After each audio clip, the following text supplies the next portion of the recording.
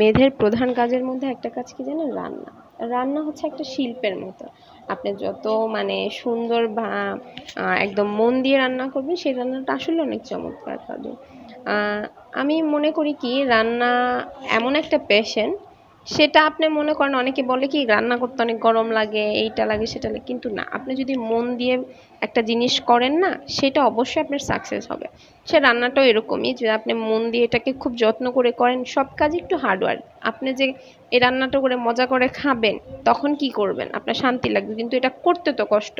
তাহলে যেমন টাকা ইনকাম করতে কষ্ট, আমি কিন্তু ওই টাকাটা দিয়ে বাজার করলে বা একটা শপিং করলে আমার কিন্তু তখন এটা গায়ে লাগে না। ঠিক রান্নাটাও এরকমই।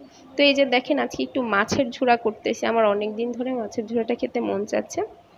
তো মাছের ঝুড়া করার জন্য একটু মাছ নিয়ে এরকমভাবে দিয়েছি, এবং মাঝখানে আমি আবার সিদ্ধ হওয়ার পর কাঁটাগুলোও ফেলে দিয়েছি, কারণ কাঁটা থাকলে না মাছের ঝুড়াটা খেতে ভালো লাগে না। তো এই যে দেখেন, কালারটা এত সুন্দর আসছে, অনেক ভাল লাগে। আর একটা কথা কি মনে রাখবেন, আপনি যে কোনো জিনিস মন দিয়ে করবেন, কখনোই সেটা থেকে মানে সেই জায়গাটা আপনি হারবেন না, আপনি ইনশাল্লাহ জিতেই যাবেন।